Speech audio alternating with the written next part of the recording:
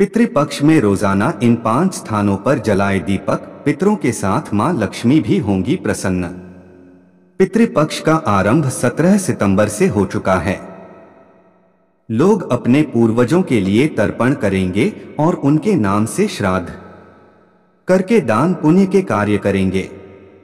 माना जाता है कि पितृपक्ष के 15 दिन हमारे पूर्वज धरती पर आते हैं और संतान को खुशहाली के साथ जीवन बिताने का आशीर्वाद देकर सर्वपितृ अमावस्या के दिन वापस चले जाते हैं। पितृपक्ष के 15 दिनों में पितरों को सच्चे मन से याद करते हुए हम यदि रोजाना घर के इन 4 स्थानों पर दीपक जलाएं तो ऐसा करने से हमें उनका आशीर्वाद मिलता है और मां लक्ष्मी भी प्रसन्न होकर हमारे घर में वास करती हैं। पितृपक्ष में पितरों को प्रसन्न करने के लिए दीपक के चमत्कारी उपाय बहुत ही प्रभावशाली माने जाते हैं। पितरों का आशीर्वाद पाने के लिए और उनको प्रसन्न करने के लिए रोजाना इन 4 स्थानों पर दीपक जलाना बहुत ही अच्छा माना जाता है। 17 सितंबर से पितृपक्ष का आरंभ हो चुका है और इस दिन से लेकर अगले 15 दिन तक रोजाना इन स्थानों पर दीपक जलाने से आपको जल्द ही इसके शुभ प्रभाव दिखने लगेंगे। न सिर्फ आपके पूर्वज आपसे प्रसन्न होंगे बल्कि आपको मां लक्ष्मी की कृपा भी प्राप्त होगी। मां लक्ष्मी ऐसे लोगों से बेहद प्रसन्न होती हैं जो अपने बुजुर्गों की सेवा करते हैं और मरने के बाद उनके नाम से दान पुण्य आदि करते हैं। आइए जानते हैं आपको पितृपक्ष में रोजाना किन 4 स्थानों पर दीपक जलाना चाहिए। लेकिन उससे पहले अगर आप भी चाहते हैं कि माता रानी का आशीर्वाद आप पर सदैव बना रहे तो वीडियो को एक लाइक करें, चैनल को सब्सक्राइब करें और कमेंट बॉक्स में जय माता लक्ष्मी जरूर लिखें। नंबर 1, दक्षिण दिशा में दीपक जलाएं। वास्तु में दक्षिण दिशा को पितरों की दिशा माना गया है। दक्षिण दिशा में पितरों का वास होता है, इसलिए पितृपक्ष के 15 दिनों में रोजाना इस दिशा में चौमुखी दीपक जलाना चाहिए। इससे पितृ प्रसन्न होते हैं और पितृ दोष से मुक्ति मिलती है। ध्यान रखें कि इस दिशा में सरसों के तेल का दीपक ही जलाना सबसे उचित माना जाता है। दक्षिण दिशा को यमराज की दिशा माना जाता है, इसलिए इस दिशा में सरसों का तेल दीपक जलाने का खास महत्व माना गया है। मान्यता है कि इस दिशा में दीपक जलाकर रखने से पूर्वजों की राह रोशन होती है और उनके मार्ग में कोई बाधा नहीं आती। नंबर 2, पीपल के पेड़ के नीचे दीपक जलाएं। पितृपक्ष में रोजाना शाम के वक्त पीपल के पेड़ के नीचे दीपक में काले तिल डालकर सरसों के तेल का दीपक जलाएं।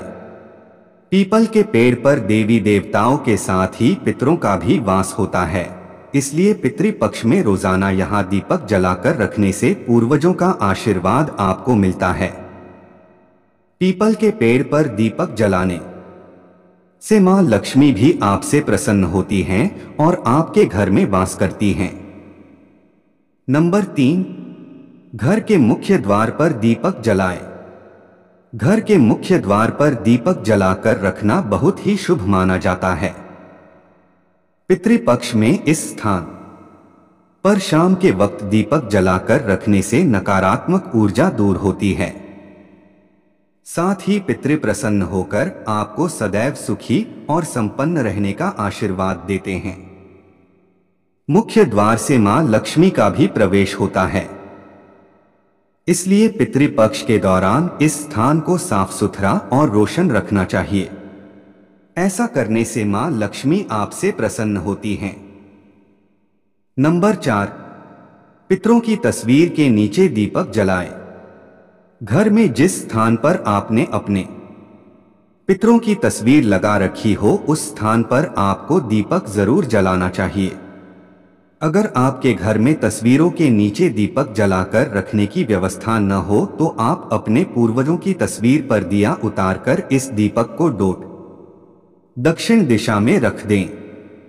इस उपाय को करने से आपके पितरों की कृपा सदैव आप पर बनी रहती है और आपके घर में कभी अन्न और धन की कमी नहीं रहती है।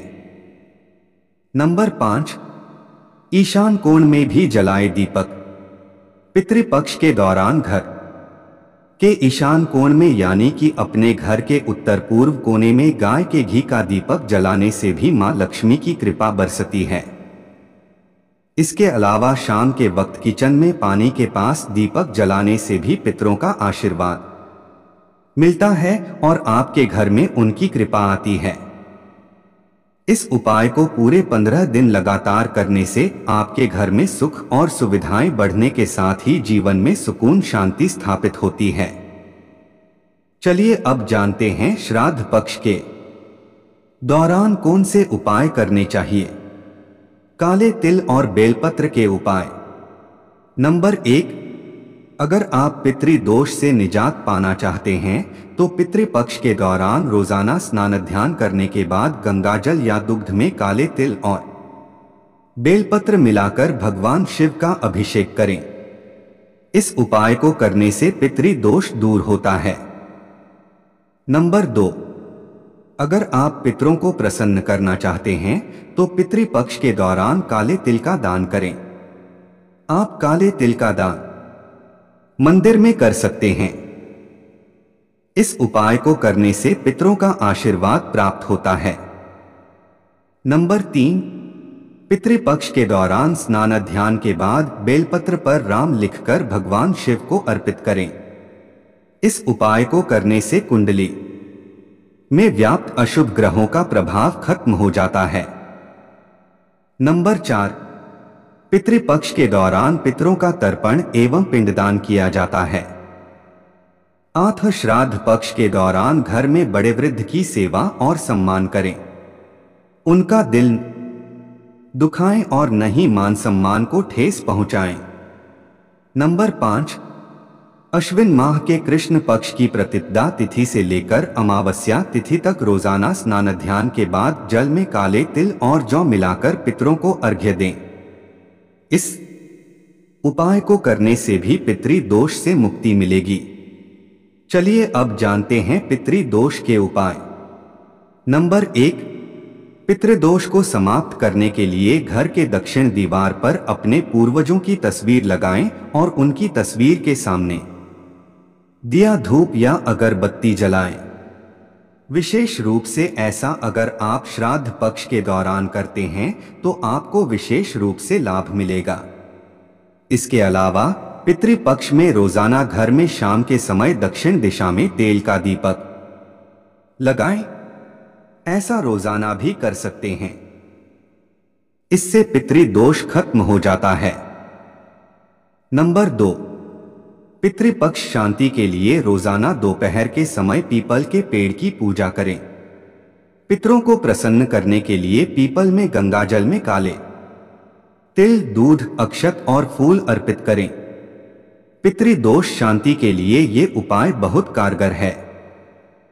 नंबर 3, पितृदोष को समाप्त करने के लिए पितृपक्ष में भगवान शिव की रोजाना पूजा करें।